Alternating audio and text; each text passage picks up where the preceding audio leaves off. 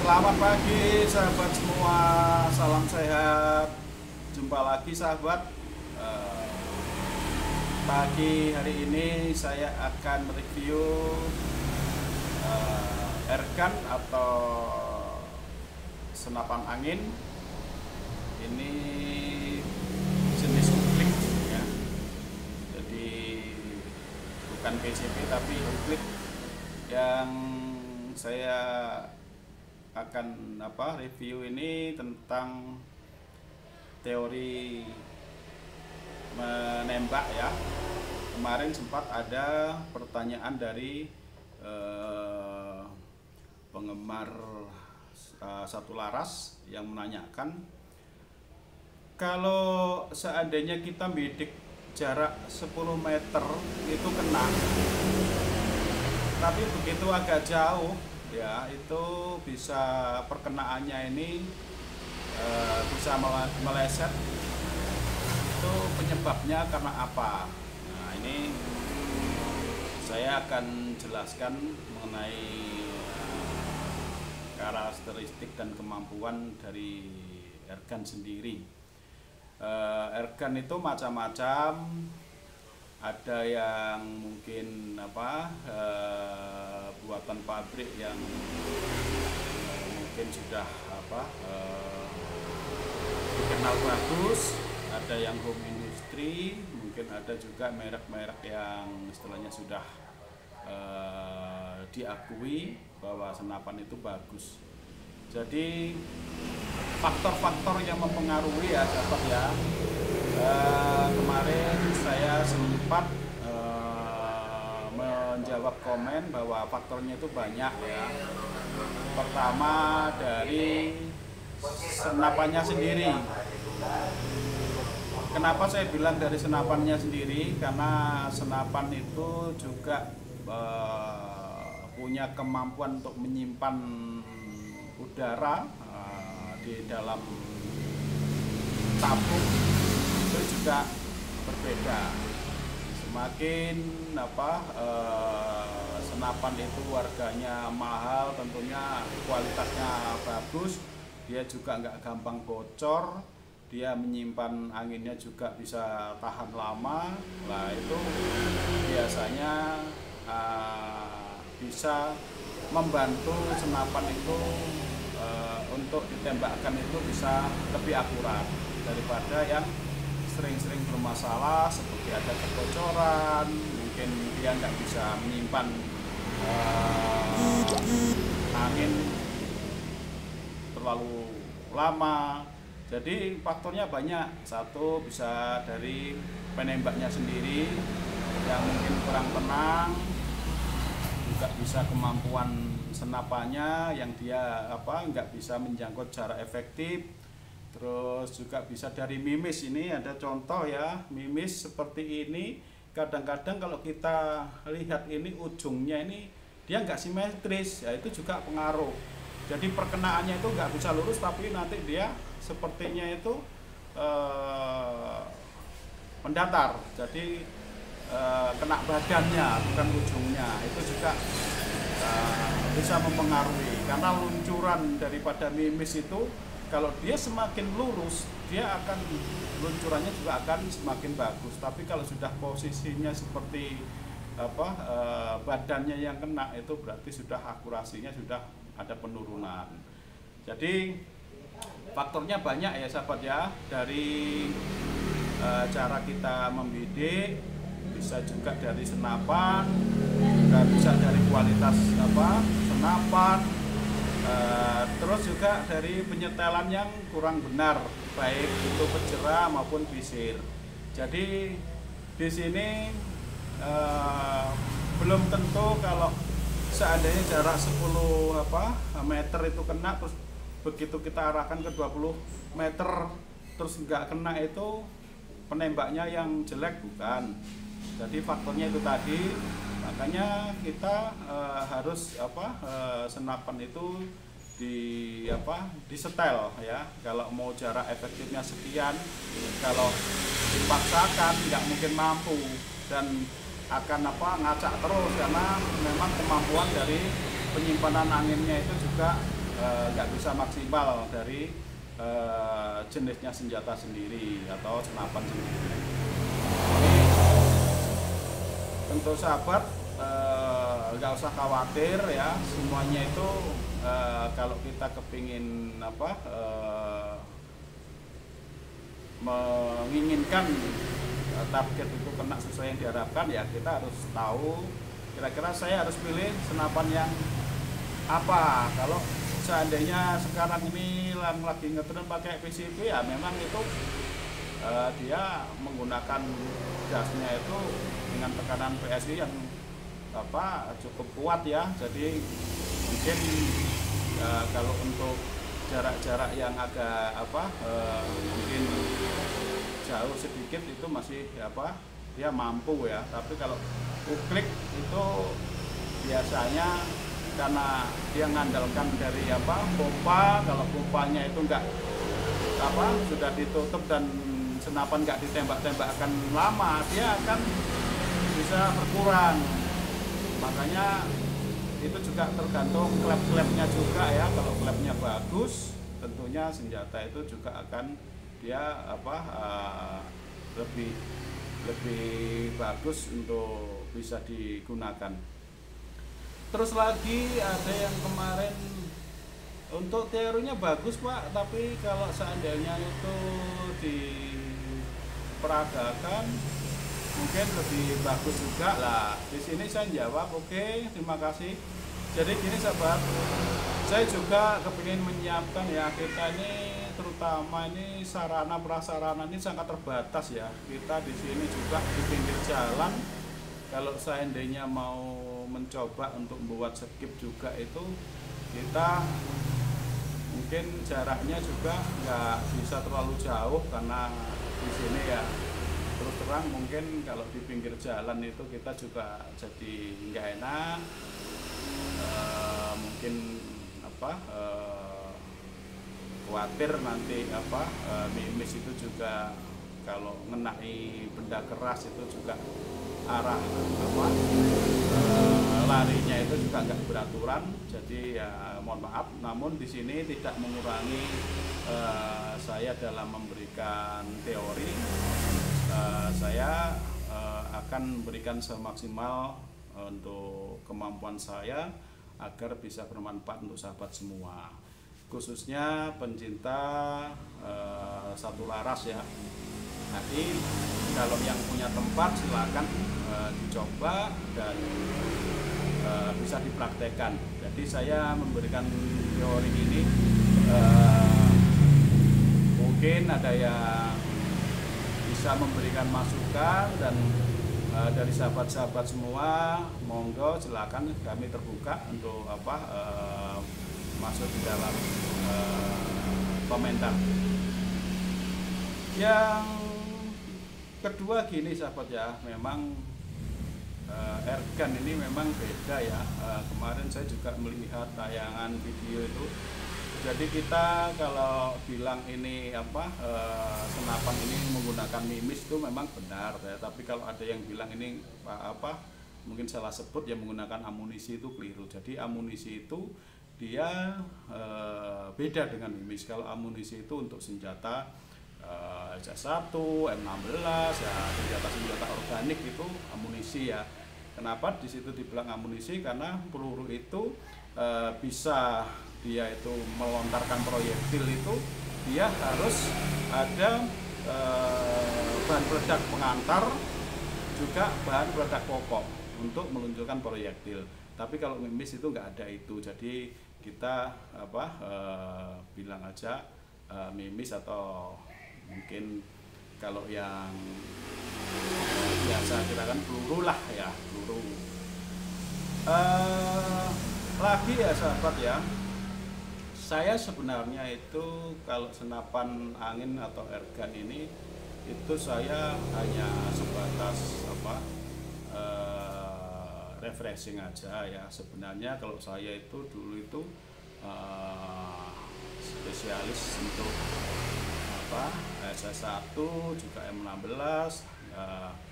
Di situ memang sangat berbeda sekali ya, satu tenaga untuk mengeluarkan proyektilnya itu otomatis ada gas sadap. Begitu dia ditembakkan, dia bisa melontarkan peluru ke samping, dan di situ ada peluru balik ya, gas sadapnya itu untuk menyimpan udara lagi. Jadi nggak perlu dikokang, itu otomatis dia akan selagi nggak ada kemacetan di amunisi, dia bisa ditembakkan terus.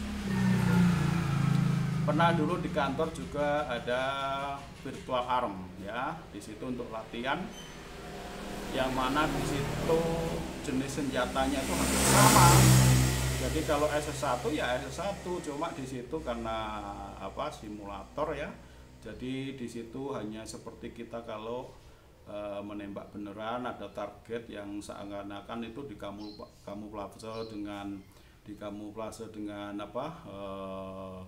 di hutan-hutan, dan musuhnya itu bisa muncul sewaktu-waktu. Nah, itu untuk melatih reaksi kita dalam menembak. Dan desain daripada senjata sendiri, dia itu dikasih selang yang diisi gas. Di situ bisa untuk mengisi 10 senjata. Jadi kalau ditembakkan ya prosesnya ya bisa ini. Jadi umpama kita latihan itu kita hanya diintegrasikan dengan komputer. Habis itu targetnya ditayangkan, terus pesertanya ya prosedurnya seperti kalau kita melatih menembak. Jadi umpama petembak menempati garis tembak, nah nanti apa yang menjadikan perintah itu harus ditirukan. Kenapa harus ditirukan? Di sini tujuannya untuk supaya antara yang memberi perintah dan yang diberi perintah itu tahu.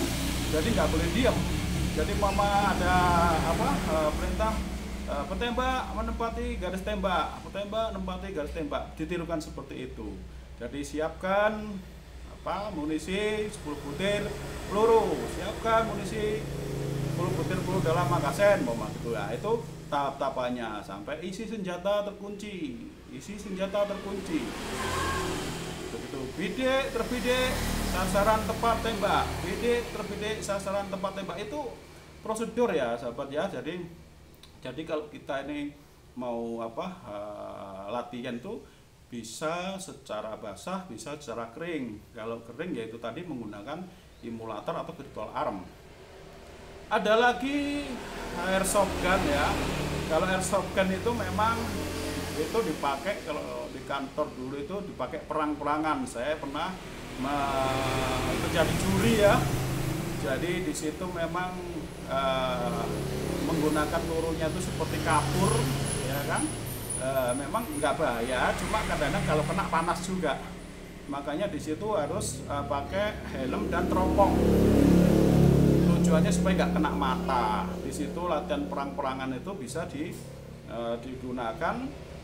Jadi untuk melatih supaya kita dalam menghadapi situasi beneran itu kita sudah terlatih.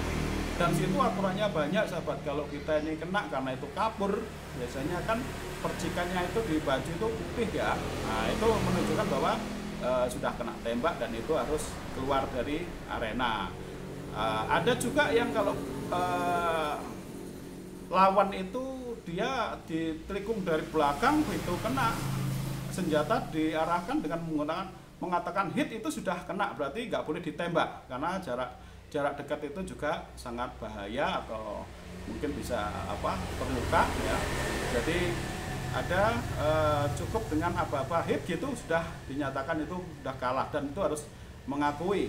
Nah terkadang kita fungsinya juri itu ya, kadang-kadang ada yang nggak tahu dia kena tembak karena mungkin itu saking konsentrasi atau mungkin saking tegangnya. Itu kadang-kadang dia nggak tahu kena tembak, tapi wasit atau juri itu dia tahu untuk menyatakan bahwa itu sudah dinyatakan dia harus keluar arena.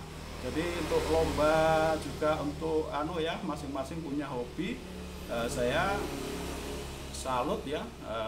Jadi kalau yang hobinya untuk hunting berburu ya silakan, kalau untuk lomba ya silakan. Sebenarnya elemen penilaian banyak ya saya ya. Jadi kalau mau untuk lomba-lomba pun sebenarnya saya banyak. Terus kembali lagi ya sahabat ya, Kalau kita bicara mengenai apa airgun atau senapan angin ini, di sini untuk menembak yang apa yang bagus ya atau yang benar itu yang seperti tayangan video saya sebelumnya ya. Di sini ada pejera itu di depan sendiri ini.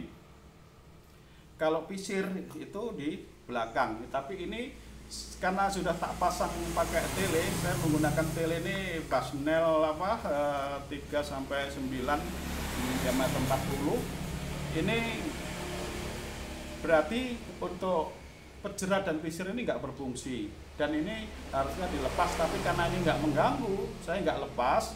Karena kalau saya lepas nanti juga khawatir saya lupa naruhnya, mending tak biarkan aja, toh dia nggak mengganggu daripada tele ini. Dan tele ini sahabat sebenarnya sama fungsinya ya. Kalau yang sebelumnya saya menyampaikan, jadi bidikan kita ini kalau tidak menggunakan ini ya, jadi umpama menggunakan pejera dan pisir, kalau kita ini bidiknya ini ke kanan, otomatis sasaran kita itu ke kiri. Tapi kalau kita ini bidiknya ke kiri, sasaran kita ke kanan. Itu ya untuk pisir. Tapi untuk pejera, begitu kita ini ke atas gini, sasaran kita turun. Kalau kita gak merendah, sasaran kita ke atas. Itu sudah apa dasar ya. Nah, sekarang yang jadi apa hubungannya dengan tele? Kadang-kadang kita ini bingung ya. Di sini ada untuk pengganti ya, ini untuk pengaturan ya, yang samping ini pengaturan daripada, sebenarnya ini pengaturan daripada pisir. Yang ini, yang atas ini untuk pejera. Di sini ada yang pejera ini ada up ya, up itu berarti atas. Nah, kalau yang di sini left itu kiri. Nah itu rek kanan, left kiri. Ya ini bahasa apa anunya seperti itu. Jadi di sini hanya ditulis up sama left. Jadi kalau up itu atas, left itu kiri.